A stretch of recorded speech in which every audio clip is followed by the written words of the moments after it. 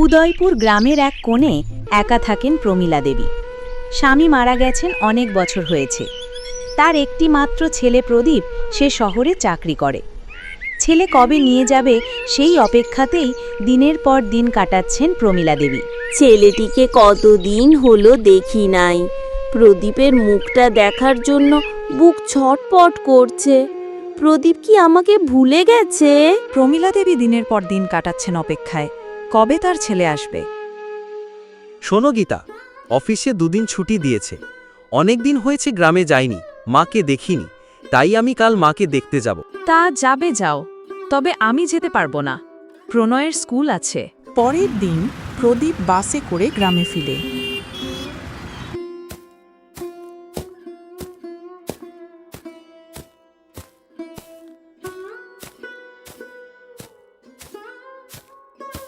মা, কোথায় গো?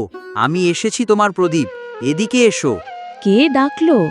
প্রদীপ, আমার খোকা এসেছে? আসছি, আমি আসছি। প্রদীপ, আমার ছেলে এসেছে। অবশেষে তোর এই বুড়ি মায়ের কথা মনে পড়ল। ছুটি পাই না মা, তাই তো আসতে পারি না। তোমাকে বললাম গ্রাম ছেড়ে শহরে আমাদের সাথে থাকবে, কিন্তু তোমাকে রাজি করাতে পারি না। তুই একা এলি? বৌমাকে আমার ছোট্ট নাতিটিকে নিয়ে এলি না? মা, প্রণয়ের স্কুল চলছে তাই ওদের নিয়ে আসিনি, কিন্তু এবার তোমাকে আমার সাথে যেতে হবে। না করো না, তুমি ব্যাগ গুছিয়ে নাও, আমরা কাল চলে যাব। ছেলের মুখের ওপর বৃদ্ধা মা না করতে পারেননি। পরের দিন প্রদীপ মাকে নিয়ে শহরে পৌঁছয়। গীতা, কোথায় আছো? এদিকে এসো, দেখো কাকে নিয়ে এসেছি।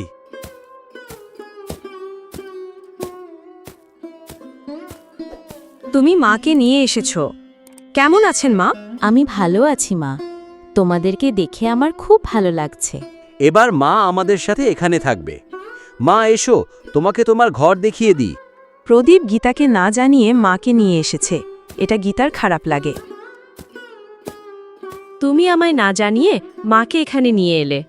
আমাকে একবার জানানোটা জরুরি মনে করলে না? আহা, তুমি রাগ করছো কেন?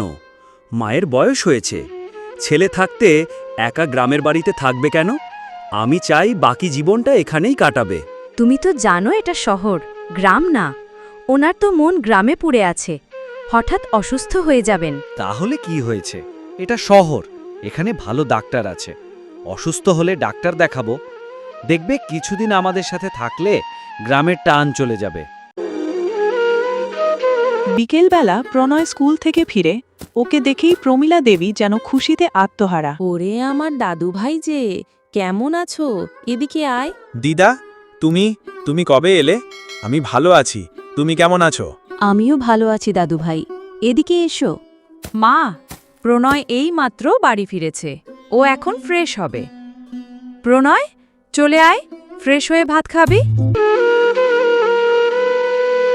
কয়েকদিন যেতে না যেতেই ধীরে ধীরে সব বদলে যেতে লাগলো। ছোটখাটো বিষয় নিয়েই শুরু হলো বিরক্তি। একদিন প্রমীলা দেবী একটি দামি কাচের কাপড় গিফট ছুঁতে গিয়ে হাত লেগে পড়ে যায়। শব্দ শুনে গীতা দৌড়ে আসে। গিফট আইটেমটা তার প্রিয় বান্ধবী দিয়েছিল। জানো, আজ মা আমার বান্ধবীর দেওয়া গিফটটি ভেঙে দিয়েছে। ওটা আমার অনেক প্রিয়। হুফ, এই রোজ রোজ কিছু না কিছু ঝামেলা আমার আর সহ্য হচ্ছে না। আমি মাকে বাড়ি দিয়ে আসবো, মা এখানে থাকবে না, সমস্যাও থাকবে না।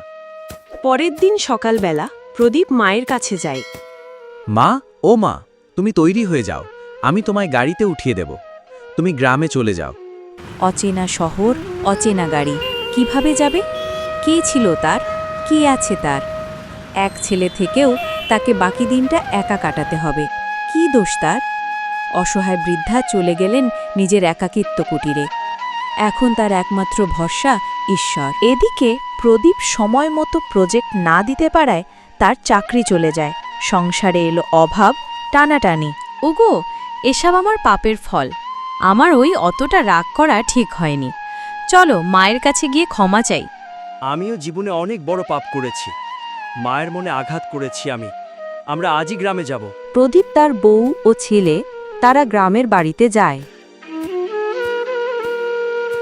মা, মাগো, ক্ষমা করো।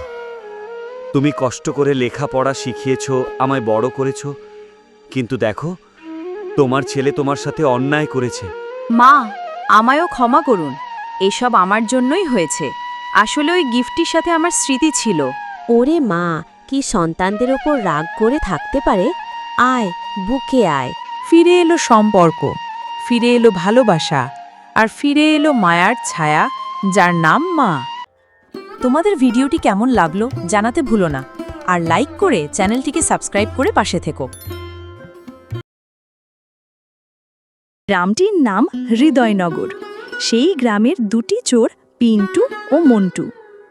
চোর পিন্টু বোকাশোকা, সব সময় খাবারের চিন্তা করে, আর অপরজন মন্টু, সে একটু চালাক ভাব ধরে, কিন্তু আসলে সে বোকা। এদিকে এসআই রঞ্জন সরকার, তিনি একদম ঠান্ডা মাথার চতুর পুলিশ। একদিন দুই চোর পিন্টু আর মন্টু রাস্তার ধারে বসে প্ল্যান করছে। দেখিস, আজ রাতেই বড়লোক ময়নামাসির বাড়ি ঢুকব। চাল ডাল ডিম ফ্রিজ সব নেব। ভাই, শুধু খাবার চিন্তা করিস না, ল্যাপটপ মোবাইল এগুলা নিতে হবে। আর হ্যাঁ, সাবধানে, পুলিশ কিন্তু চকচকে বুদ্ধিওয়ালা। আমরা আর পেয়াদার মতো চোর নাকি, একেবারে প্রফেশনাল। তারপর তারা সেখান থেকে চলে যায়। রাত্রিবেলা নিঝুম অন্ধকার মধ্যরাতে বের হলো পিন্টু আর মন্টু।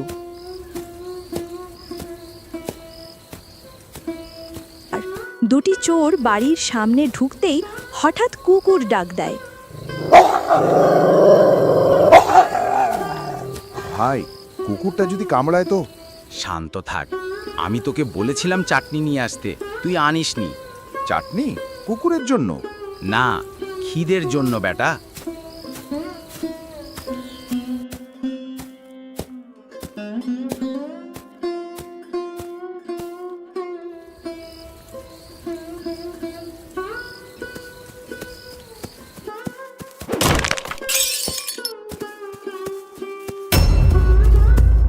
ভাই, পুলিশ। বা, এই তো আজকের রাতের বিশেষ অতিথিরা চলে এলেন। আমরা ফ্রিজে কাঁচামরিচ রাখতে এসেছি। ও তাই নাকি? তাহলে থানার ফ্রিজে কিছুদিন থাকতে হবে তোমাদের। স্যার, এবার শুধু একটা সুযোগ দিন, আমরা ঠিক হয়ে যাব। স্যার, দিন, আমরা শুধরে যাব। দিন না স্যার, আমাদের ছেড়ে দিন, আমরা আর চুরি করব না। তোমরা যদি এই বুদ্ধিটুকু কাজে লাগাতে তাহলে তোমাদের চুরি করতে হতো না। ক্ষেত কৃষি বা ব্যবসা শুরু করে নিজের জীবন পরিবর্তন করো। ঠিক আছে, তোমাদের ছেড়ে দিচ্ছি কমিউনিটি সার্ভিসে। তবে যদি আবার ধরা পড়ো, এইবার চাটনিও থাকবে না। তারপর এসআই ওদের ছেড়ে দেন। তারপর পিন্টু আর মন্টু নিজেকে পরিবর্তন করে দুজন কাজ করে জীবন নির্বাহ শুরু করে। এই ভিডিও থেকে এটা শেখা যায় যে চোর চুরি করে বাঁচে সাময়িক, কিন্তু শিক্ষা আর পরিশ্রম মানুষকে বদলে দেয় সারা জীবন। ভুল করলে মানুষ শুধরানোর সুযোগ পেলে ভালো মানুষ হয়। আইন ভাঙা নয়, শিক্ষা আর সততার পথে আসল জয়।